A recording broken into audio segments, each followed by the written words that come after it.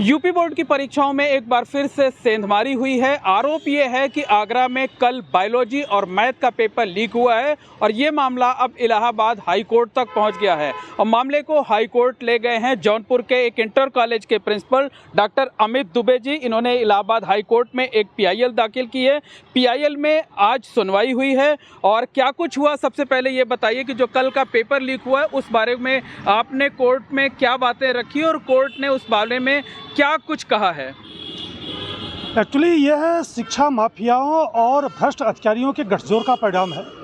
पिछले दिनों बलिया में भी यह घटना हुई थी और जनपदों में भी यह घटना होती है और फिर यह आगरा में भी घटना हुई। माध्यमिक शिक्षा में सुधार हो, नकल पर पूर्ण रूप से अंकुश लगे, 55 लाख बच्चों के भविष्य के साथ ये माफिया और अधिकारी खिलवाड़ कर न सके, इसको लेकर के मैं माननीय उच्च न्यायालय इलाहाबाद में जनहित याचिका दाखिल किया था और आज जनहित याचिका पर 12:40 पर याचिका संख्या 365/2024 पर माननीय मुख्य न्यायाधीश एवं विकास बुधवार साहब की बेंच में सुनवाई हुई।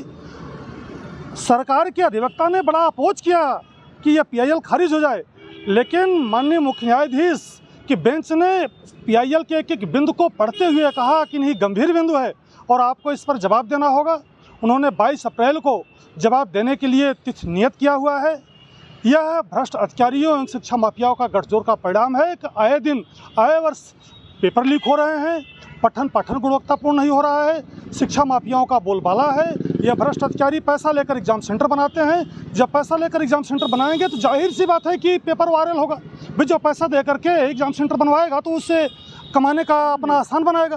तो पेपर लीक हुआ है, जो मुद्दा आज आपने कोर्ट के सामने उठाया है, कोर्ट ने उस पर बहुत गंभीर रुख अख्तियार किया है। कोर्ट बहुत ही गंभीर रही कि यह बच्चों के साथ खिलवाड़ होने के लिए हम नहीं बैठे हैं और इस पर हम कुछ एक्शन करेंगे। निश्चित रूप से इस पर एक्शन होगा और माध्यमिक शिक्षा में एक बहुत बेहतरीन सुधार होगा, ऐसा मेरा अपना मानना है। किससे जवाब मांगा है कोर्ट ने और कितने दिनों में जवाब मांगा है? Additional chief secretary secondary education और दीपक कुमार साहब से, सचिव माध्यमिक शिक्षा परिषद दीपिकांत शुक्ला साहब से, डायरेक्टर माध्यमिक शिक्षा से, और चूँकि तमाम प्रकरण तमाम DIS का मामला था तो उन विभिन्न जनपदों के DIS से भी ये सूचनाएं मांगी गई। अच्छा, जो आपकी PIL है, PIL में प्रमुख रूप से क्या क्या मांगे की गई हैं, खासकर पढ़ाई को लेकर के और परीक्षाओं को लेकर के? पहली चीज़, जब बच्चा नियमित रूप से स्कूल आएगा और पढ़ेगा तो उसमें नकल की प्रवृत्ति हमेशा दूर हो जाएगी।